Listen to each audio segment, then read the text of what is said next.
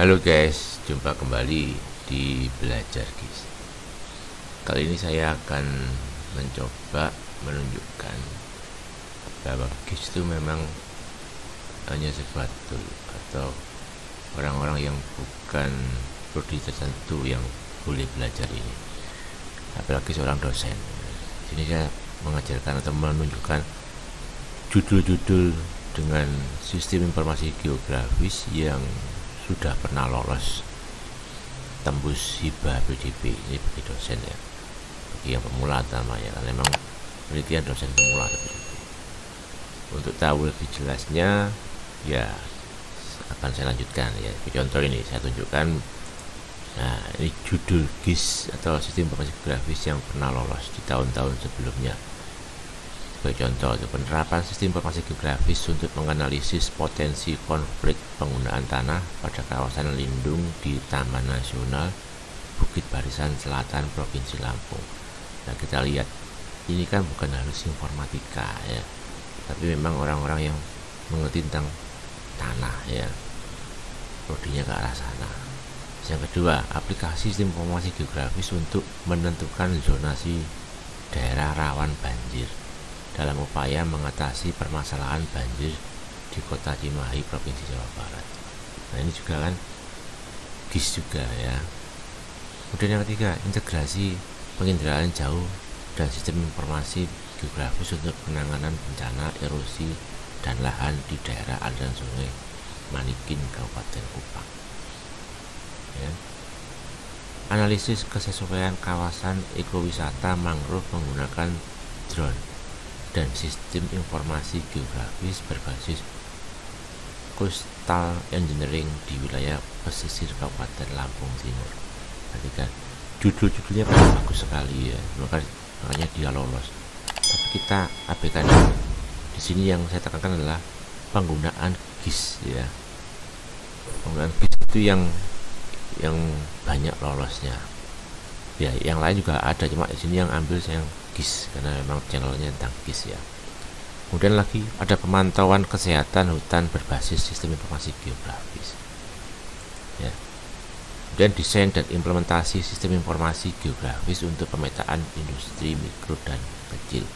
Ya, untuk yang ini kan di informatika ada yang sedang ini pemetaan UMKM di wilayah kota A, kota B, kota C dengan web GIS, dengan Android GIS. Saya kan sudah peluang ya.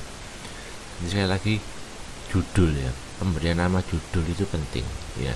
Bagi yang mungkin pernah mengajukan dan nggak lolos, mungkin judulnya yang perlu dikoreksi ya, atau lagi nanti isinya. Nah, isinya harus mematuhi atau sesuai dengan panduan yang terbaru, jangan pakai panduan yang lama ya.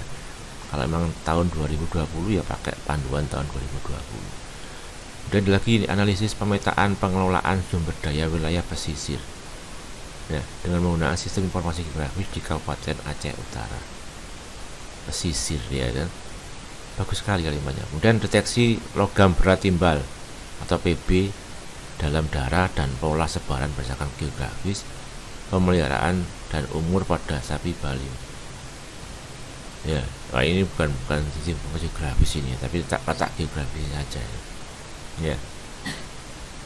Lagi sistem informasi geografis pemetaan letak objek wisata berbasis Android. Nah ini kan studi kasus kota Lubuk Linggau. Nah, kalimatnya kan bagus sekali, jadi nggak monoton, nggak pemetaan objek wisata dengan sistem Android ya, GIS.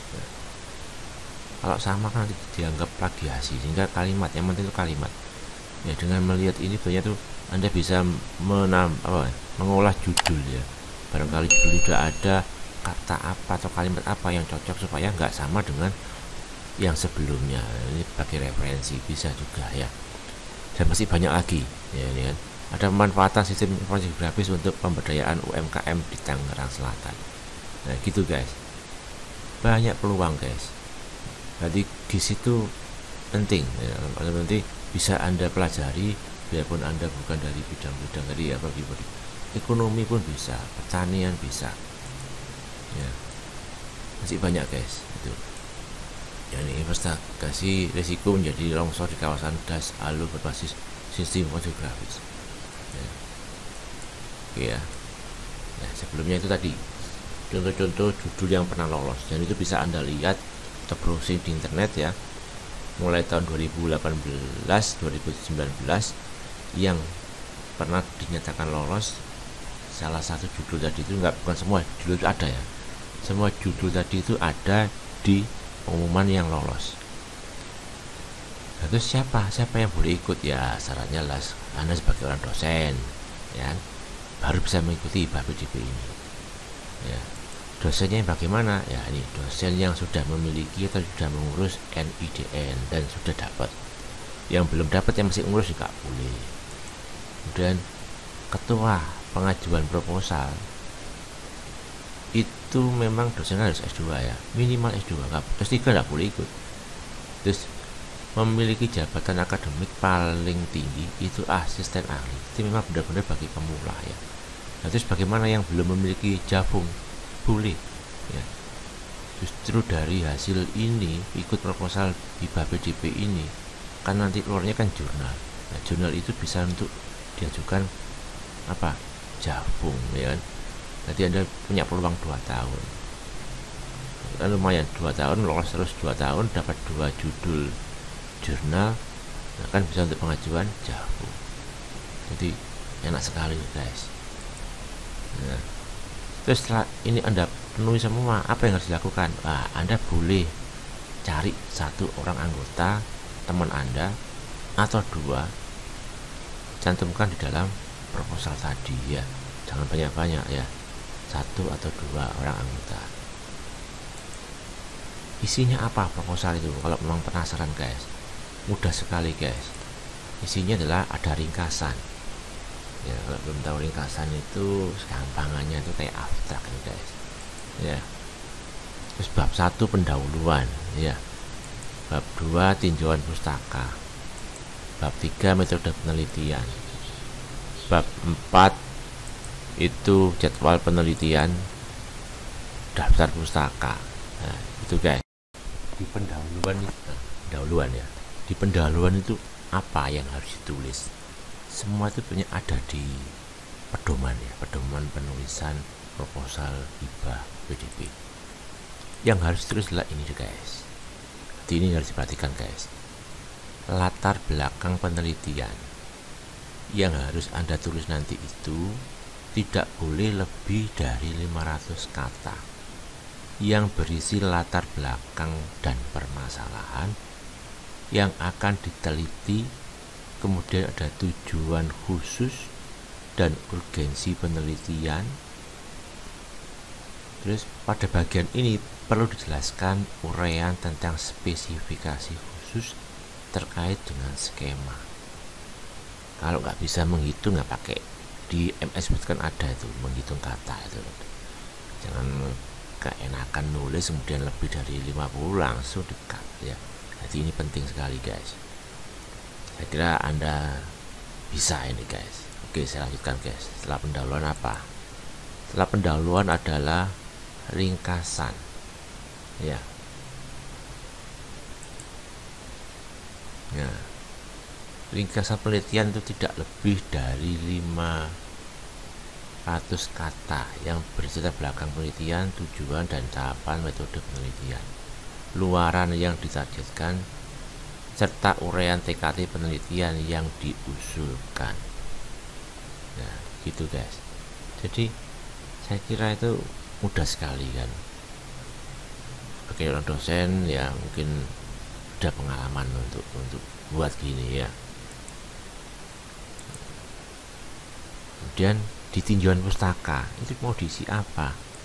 Ini guys, kita tunjukkan. Ini yang online ya, yang di online tuh karena sekarang mainnya online kan. Anda tinggal login di Simlim Takmas ya. Kemudian di situ ada keterangan, masukkan tinjauan pustaka, maka tinggal di copy, masukkan ke aplikasinya itu. Apa isinya? Tinjauan pustaka tidak lebih dari 1000 kata. Ingat ya, ada batasan maksimalnya. Ini perlu juga dicek pakai Word ya. Dengan mengemukakan state of the art. Nah, ini penting sekali guys. Jadi bukan sekedar bikin penelitian tapi nggak ada ininya. Jadi yang ngoreksi nanti kurang percaya gitu. Tapi ada artinya itu akan lebih diperhatikan atau dapat usulan lolos nanti ya dalam bidang yang diteliti, dan bahkan dapat dibuat dalam bentuk JPG atau PNG, itu filenya itu. Jadi perlu ada gambar guys, kalau emang diperlukan gambar masukkan gambarnya guys, bagannya itu. Dan formatnya jangan lupa harus JPG atau PNG, jangan GIF atau yang lain, BMP jangan ya, yang bisa disisipkan di memasukkan tinjauan pustakanya itu. Kemudian sumber pustaka atau referensi primer yang relevan dan dengan mengutamakan hasil penelitian pada jurnal ilmiah dan atau paten yang terkini. Disarankan penggunaan sumber pustakanya 10 tahun terakhir. Ini guys, referensi itu penting ya. Jadi apa yang perlu dimasukkan sebagai referensi, perhatikan lagi lah tahunnya guys, cari yang terbaru ya, bisa dari jurnal atau buku ya kan, bisa dicari pakai Google Scholar atau yang di online itu kan banyak sekali guys ya. Dilanjutkan guys, usahakan kalau bisa ada yang referensi bahasa Inggris guys ya. Bahasa Inggrisnya itu kalau nggak bisa 2 ya 1, pokoknya ada bahasa Inggrisnya, jangan bahasa Indonesia semua guys, ada jurnal bahasa Indonesia semua, tapi yang bahasa Inggris kalau bisa itu akan diprioritaskan ya. Kemudian apa guys, kemudian yang berikutnya adalah metode penelitian. Nah, di metode penelitian ini juga sama guys, jadi ada maksimalnya 600 kata.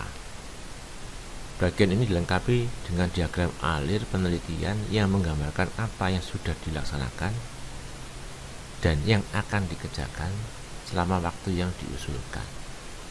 Ini kan, format diagram alir dapat Anda gambarkan dalam bentuk file image ya, atau JPG atau PNG, lagi sama dengan tadi ya. Terus bagian penelitian harus dibuat secara utuh dengan penahapan yang jelas, mulai dari awal bagaimana proses dan luarannya, serta indikator capaian yang ditargetkan. Nah itu guys yang dimintakan itu kan ya. Oke, setelah metode penelitian apalagi jadwalnya guys, jadwal penelitian ya, ini kan jadwal penelitian disusun dengan mengisi langsung tabel. Jadi ini ada buatkan tabel guys, kegiatannya apa saja mulai dari awal ya, survei, kegiatan-kegiatan sampai selesai pembuatan laporan, itu Anda susun dalam bentuk tabel ya. Boleh pakai Excel ya. Terus usahakan itu dalam waktu ya maksimal 8 bulan ya, atau 6 bulan aja guys ya. Jadi dalam waktu 6 bulan itu optimalkan selesai, gampang guys ya. Kemudian data pustaka tadi ya, data pustaka disusun dan ditulis berdasarkan sistem nomor, ini penomor ya, sesuai dengan urutan pengutipan. Jadi ada aturannya nih guys. Hanya pustaka yang disitasi pada usulan penelitian yang disatukan dalam daftar pustaka. Yang nggak ada jangan guys ya. Misalkan di situ di proposal Anda tidak ada istilahnya citasi, cuma 1 atau 2, tapi data pustakanya isunya sampai 10. Nah ini yang bahaya guys. Nanti yang bagian ngoreksi itu, ini proposal apa nih kan, itu akhirnya curiga digugurkan nanti ya. Oke guys, gitu ya data pustakanya ya. Apa lagi guys, nah biaya penelitian ini ya, kalau yang sekarang terpisah guys, jadi ada menu sendiri. Kalau dulu kan proposal bisa langsung proposalnya full, nah, kalau sekarang itu kan pakai aplikasi, jadi ini agak terpisah juga, ini ada menu pembiayaan ya. Terus apa yang harus diperhatikan di pembiayaan ini? Ikuti aturan batas maksimal atau pagu ya, tiap-tiap pengeluaran ya. Ini penting guys juga ya. Silakan buka panduan-panduan yang ada, yang misalkan di panduan yang kan nggak ada tahun yang sebelumnya, lihat ya. Contoh ini misalkan pengeluaran ATK itu harus 650.000 itu misalkan maksimalnya, ya udah Anda harus menghabiskan uang 650.000 itu, jangan lebih. Kurang ya kurang nggak apa-apa, tapi kan lebih enak kan dimaksimalkan, habiskan ya, karena untuk berikutnya itu untuk anggaran yang lain ya. Jadi usahakan dana anggaran ini kan yang disediakan untuk hibah PDP itu kan 20 juta ya, habiskan. Nah Anda buat pakai Excel itu ya, Anda rinci, usahakan habis ya. misalkan habis. Kenapa ya? Takutnya nanti kan dipotong, ada pemotongan apa, saya nggak cocok dihapus kan, eman ya. Jadi habiskan dulu aja pokoknya 20. Siapa tahu dari rencana kita 20 itu semua diloloskan 20. Alhamdulillah guys ya, kan enak tuh guys. Berikutnya apa guys? Nah, berikutnya transportasi. Ini juga ikuti pagu dari pemerintah, kan sudah ada pemerintah itu, bisa dilihat di internet banyak itu ya, file-filenya itu. Pagu untuk pengeluaran transportasi dalam kota itu berapa rupiah, untuk keluar kota itu berapa rupiah, untuk sewa mobil berapa rupiah. Nah ini tolong diperhatikan ya, jangan lebih guys, takutnya nanti kepotong tadi tuh ya. Oke guys, berikutnya guys, yang berikutnya. Nah, lampiran, apa isi lampirannya? Lampirannya itu berisi biodata ketua Anda ya, misalkan Anda sebagai ketuanya, itu bisa langsung, kalau ini pakai aplikasi itu tinggal diklik masukkan NIDN-nya biasanya itu ya, terus konfirmasi. Jadi pakai Silita Mas itu kan ada tiap dosen NIDN kan punya itu ya, tinggal masuk ke sana. Kalau Anda yang ngajukan berarti langsung dari login Anda. Tapi kalau yang anggota itu biasanya Anda cantumkan NIDN berapa yang kamu ajak sebagai anggota. Setelah itu nanti dari anggotanya harus login lagi, pakai login sendiri, mengkonfirmasi atau mengiyakan ajakan Anda bahwa dia sebagai anggota di penelitian Anda sebagai ketuanya. Gitu guys, gampang guys. Jadi nggak bisa kalau Anda sendiri semua. Karena apa? Ini perlu konfirmasi untuk anggota guys. Jadi anggota yang kamu ajak itu harus login lagi, login dulu ke Simrintakmas dan disitu mengiyakan ya. Kemudian yang paling penting lagi nih guys, surat pernyataan ketua peneliti, jangan lupa ini guys. Ini kalau lupa ya pasti nggak lolos ya, langsung dicoret sama bagian yang ngoreksi itu ya. Nah, ini penting sekali, yang lupa buatkan saja ya, scan nanti ya, scan ya. Nah, terus apa yang dinilai dari proposal kita ya, proposal hibah PDP ini poin-poinnya guys. Nah, nomor 1 itu perumusan masalah. Kalau Anda buat ketajaman perumusan masalah itu bagus dan tujuan penelitiannya jelas, Anda dapat poin 25 ya kan, sudah berapa, 1/4 guys. Terus yang kedua, peluang luaran penelitian ya, luaran kan sudah jelas bahwa ini adalah arahkan ke jurnal. Tapi ya, harus wajib loh, ini memang luaran itu harus dijalankan guys. Tapi yang paling enak ya jurnal tadi itu wajib guys, harus ada langsung guys. 25 sudah 50% guys ya kan, sudah dari batas minimal udah itu ya. Kemudian metode penelitian, ketepatan dan kesesuaian metode yang digunakan ya, saya kira ini kan juga gampang guys, dapat 25 lagi kan, 75% kan pasti lolosnya guys. Terus apa lagi ya, tinjauan pustaka tadi kan, kalau Anda sudah pakai referensi yang up to date yang baru-baru ya kan, pasti langsung dapat 15 guys ini kan, 15 lagi, tinggal 10 itu apa? 10 adalah kelayakan penelitian. Ini waktunya sesuai tadi 6 bulan ya, jangan lebih ya. Kesesuaian biaya, ketika ngisi sesuai dengan pagu yang ada, Anda diminta maksimal 20 juta ya, tidak lebih ya. Insya Allah akhirnya semuanya apa? Dapat poin 10, di total 100 guys. Lolos ya, lolos hibah 20 juta akan Anda pegang. Itu untuk proposal guys. Kalau tambah lagi luaran tambahan guys, ya ini lebih sip lagi nih, ajukan ke Haki, dapat 20 juta lagi. Bayangkan satu judul Anda bisa maksimal dapat 40 juta guys dalam 1 tahun. Kan bisa untuk pengajuan jabung outputnya itu guys, mudah sekali guys ya. Demikian guys, Anda bisa lakukan itu tahap per tahap ya guys ya. Kalau misalkan nggak tahu, bisa browsing tuh ya, judul-judul apa yang peluang lolos kalau misalkan bukan GIS ya. Jadi Anda harus bisa melihat pengumuman yang sebelumnya, apa sih yang pernah lolos di tahun ini, di tahun ini. Nah, ini diseleksi guys. Ini yang saya seleksi kebetulan yang GIS guys. Jadi itulah judul-judul GIS yang pernah lolos di tahun-tahun sebelumnya. Semoga bermanfaat dan semangat mengikuti hibah PDP guys, dan semoga berhasil. Amin.